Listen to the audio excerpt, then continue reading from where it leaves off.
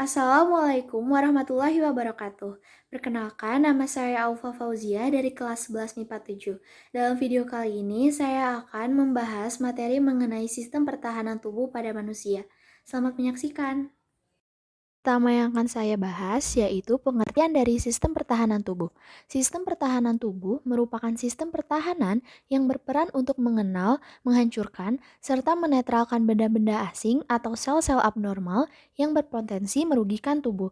Dengan adanya sistem pertahanan tubuh ini, kita tidak mudah terserang penyakit. Fungsi sistem pertahanan tubuh yaitu melindungi tubuh dari serangan benda asing atau bibit penyakit yang masuk ke tubuh, misalnya bakteri, virus, protozoa, dan lain sebagainya. Kemudian, mengenali dan menghancurkan sel abnormal, dan yang terakhir, menghancurkan jaringan dan sel mati atau rusak untuk perbaikan jaringan. Jenis-jenis sistem pertahanan tubuh terbagi menjadi dua, yaitu non-spesifik dan spesifik. Spesifik merupakan sistem pertahanan tubuh lapis pertama yang tidak membedakan mikroba patogen satu dengan yang lainnya. Artinya, non-spesifik ini merupakan sistem bawaan, artinya sudah ada sejak kita lahir. Kemudian, sistem pertahanan spesifik merupakan sistem kekebalan tubuh yang bekerja setelah patogen berhasil melewati sistem pertahanan tubuh non-spesifik. Pertahanan tubuh spesifik ini bersifat adaptif karena ia hanya akan memberi imunitas jika sudah terpapar benda asing. Pertahanan tubuh yang pertama yang akan saya bahas yaitu pertahanan non-spesifik atau alamiah. Definisi dari pertahanan non-spesifik yang pertama, ini merupakan imunitas bawaan sejak lahir, mencegah dan menyingkirkan dengan cepat antigen yang masuk ke dalam tubuh, dan melibatkan beberapa jaringan tubuh dalam melawan patogen. Jenis-jenis sistem pertahanan tubuh non-spesifik terbagi menjadi dua, yaitu lapis 1 dan lapis 2. Di lapis 1 ada pertahanan di permukaan tubuh yang meliputi fisik, mekanis, kimiawi, dan biologi. Kemudian di lapis 2 ada inflamasi, fagositosis, dan protein antimikroba. Dalam pertahanan fisik dilakukan oleh lapisan terluar tubuh yaitu kulit dan membran mukosa. Lapisan terluar kulit terdiri atas sel-sel epitel yang tersusun rapat sehingga patogen sulit menembusnya. Lapisan terluar kulit mengandung keratin dan sedikit air sehingga dapat menghambat pertumbuhan mikroba. Membran mukosa juga melapisi saluran pencernaan, saluran pernapasan, dan saluran kelamin yang berfungsi menghalangi masuknya patogen. Tahanan tubuh secara mekanis dilakukan oleh rambut hidung dan silia pada trakea. Rambut hidung ini berfungsi menyaring udara yang dihirup dari partikel-partikel berbahaya maupun mikroba. Adapun silia trakea yang terdapat pada trakea yang berfungsi menyapu partikel-partikel berbahaya yang terperangkap dalam lendir agar dapat dikeluarkan dari tubuh. Tubuh secara kimiawi. Pertahanan tubuh secara kimiawi ini dilakukan oleh sekret Fang yang dihasilkan lapisan kulit dan membran mukosa. Sekret tersebut mengandung zat-zat kimia yang dapat menghambat pertumbuhan mikroba, contohnya minyak dan keringat. Kedua sekret tersebut memberikan suasana asam pH 3-5 sehingga mencegah pertumbuhan mikroorganisme di kulit. Air liur saliva, air mata, dan sekresi mukosa atau mukus mengandung enzim lisosin yang dapat membunuh bakteri. Enzim lisosin ini menghidrolisis dinding sel bakteri sehingga pecah dan mati. Akhir, pertahanan tubuh secara biologis. Pertahanan tubuh secara biologis dilakukan oleh populasi bakteri tidak berbahaya yang hidup di kulit dan membran mukosa. Bakteri-bakteri tersebut melindungi tubuh dengan cara berkompetisi dengan bakteri patogen dalam memperoleh nutrisi. Pada lapis kedua ada inflamasi. Inflamasi ini merupakan respon tubuh terhadap kerusakan jaringan atau peradangan. Gejala yang terjadi pada saat inflamasi yaitu dolor atau nyeri, rubor atau kemerahan, calor atau panas, tumor atau bengkak.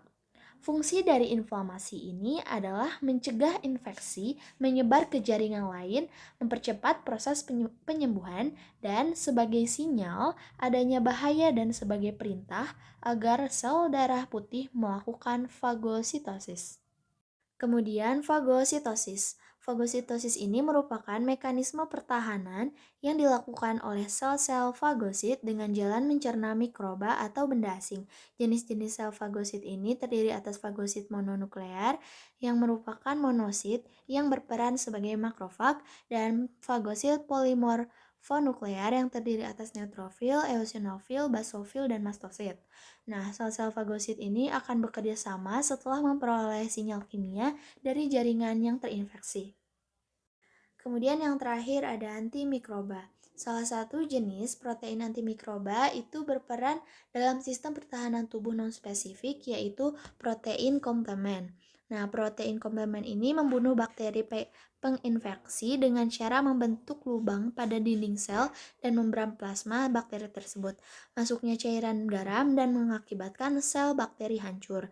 Nah, jenis protein antimikroba lain yang berperan dalam sistem pertahanan tubuh nonspesifik yaitu interferon. Interferon yaitu protein antivirus yang berfungsi menghalangi multiplikasi virus. Interferon dihasilkan oleh sel-sel yang terinfeksi oleh virus.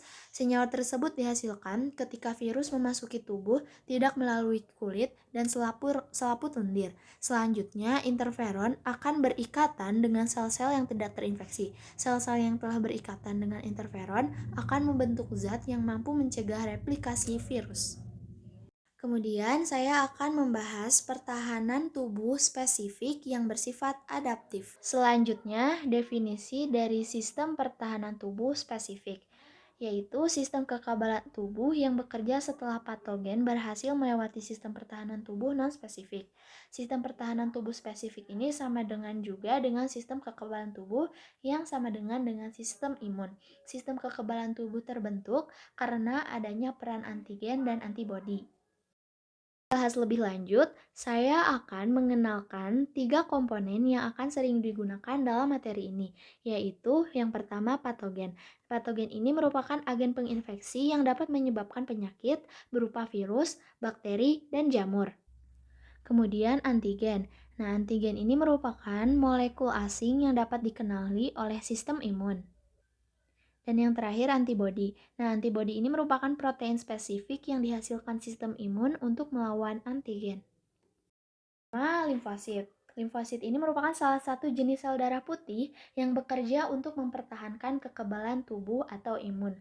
Limfosit ini terdapat 2 jenis, yaitu sel B dan sel T. Sel B mengalami proses pematangan dan pembentukan di sumsum tulang.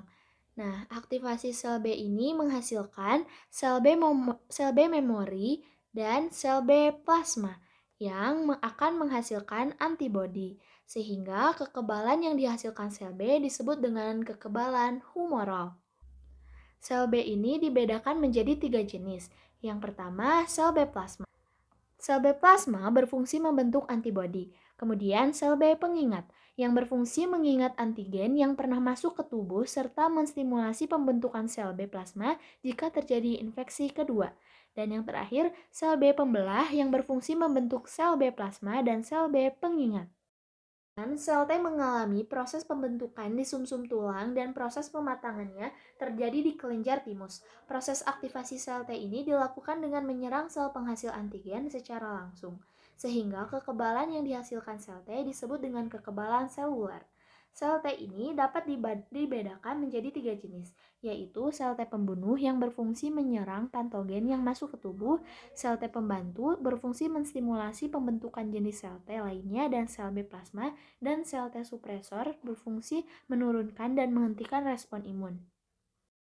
Jadi disebut juga imunoglobulin karena berfungsi melindungi tubuh melalui proses kekebalan atau imun. Antibodi akan dibentuk oleh tubuh ketika ada antigen yang masuk ke tubuh. Untuk selanjutnya terjadi aktivasi sel B menghasilkan sel B memori dan sel B plasma. Sel plasma inilah yang akan menghasilkan antibodi. Antibodi bekerja melawan antigen dengan cara mengikat antigen-antigen yang sudah diikat dan ditangkap oleh makrofag hingga antigen hancur. Berikut merupakan struktur antibodi. Nah, ini merupakan suatu antibodi yang bekerja secara spesifik untuk antigen tertentu. Kerja antibodi mengaktifasi antigen. Yang pertama, netralisasi atau penempelan, yaitu menghalangi tempat pengikatan virus dan membungkus bakteri. Yang kedua, ada aglutinasi atau penggumpalan, menggumpalkan partikel yang mengandung antigen seperti mikroba. Yang ketiga, presipitasi atau pengendapan, yaitu mengendapkan antigen yang dapat dilarut. Yang terakhir ada fiksasi komplement, yaitu pada saat infeksi, protein komplement diaktifkan, yaitu kemudian memicu aktivasi protein-protein berikutnya. Hasilnya adalah virus dan sel-sel patogen mengalami lisis. Dua imunitas ini baik secara aktif maupun pasif dapat terjadi secara alami maupun buatan. Imunitas kekebalan aktif secara alami ini terjadi ketika antibodi dibuat setelah terpapar infeksi. Kemudian kekebalan aktif buatan ini antibodi dibuat setelah mendapat vaksinasi. Kemudian yang kedua ada imunitas kekebalan pasif alami, yaitu antibodi ditransfer dari ibu ke anak misalnya pada saat menyusui. Kemudian kekebalan pasif buatan yaitu antibodi diperoleh dari obat atau serum imun. Kemudian saya akan membahas program dan jenis imunisasi. Imunisasi adalah kegiatan pemberian kekebalan tubuh terhadap suatu penyakit tertentu. Program imunisasi bertujuan untuk menurunkan angka kematian akibat penyakit infeksi yang dapat dicegah dengan imunisasi. Jenis-jenis imunisasi antara lain yang sebagai berikut. Yang pertama, ada imunisasi BCG atau Bacillus Calmette-Guerin, yaitu mencegah tuberkulosis. Diberikan pada bayi usia 0 sampai 2 bulan. Kemudian yang kedua ada imunisasi hepatitis B yang bertujuan untuk mencegah penyakit hepatitis B atau infeksi organ hati. Vaksin ini diberikan sebanyak 3 kali, yaitu 12 jam setelah lahir, saat bayi berumur 1 bulan, dan usia 3 sampai 6 bulan. Kemudian, yang ketiga ada imunisasi polio, yaitu untuk mencegah penyakit poliomielitis yang dapat menyebabkan kelumpuhan. Imunisasi polio di Indonesia dilakukan dengan cara meneteskan vaksin sabin sebanyak 2 tetes sebanyak 4 kali, yaitu saat setelah bayi lahir, umur 2 bulan, 4 bulan, dan 6 bulan. Pemberian vaksin ini diulang pada usia 18 bulan dan 5 bulan. Kemudian yang keempat, ada imunisasi DPT untuk mencegah 3 macam penyakit sekaligus, yaitu ada difteri, pertusis atau batuk recan, dan tetanus. Vaksin ini diberikan saat bayi berusia lebih dari 6 minggu, 4 bulan, dan 6 bulan.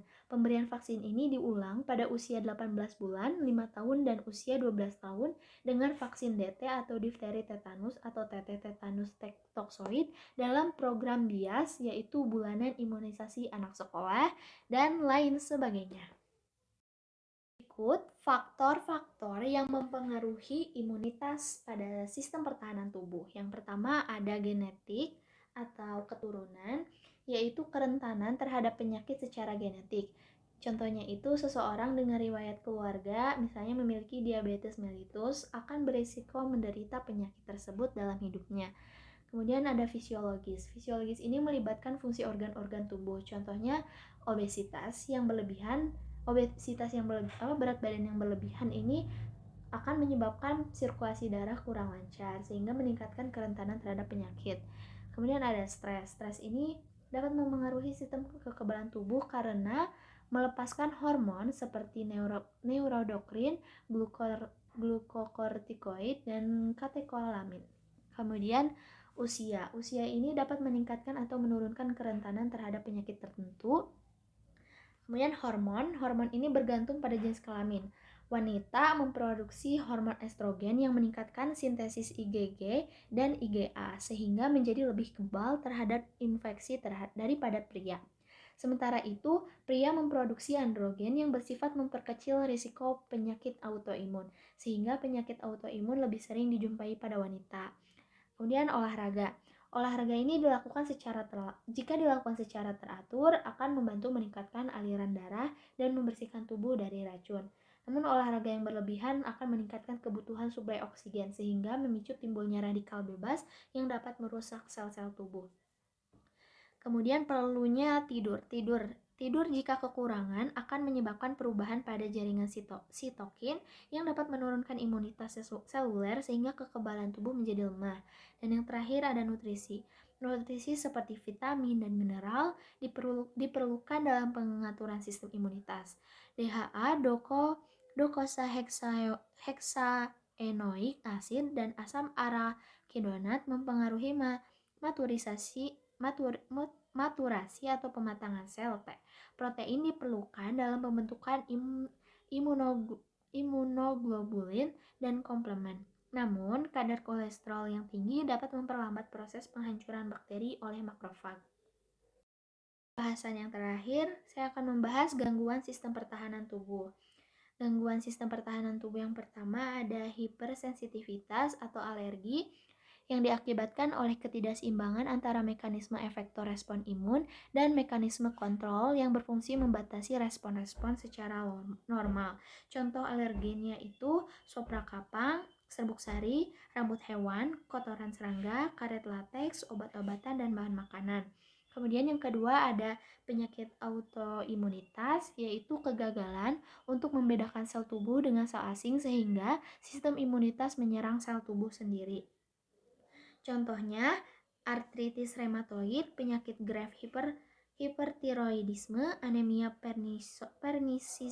perniciosa, penyakit Addison, diabetes mellitus, tergantung insulin, dan penyakit neurologis kronis.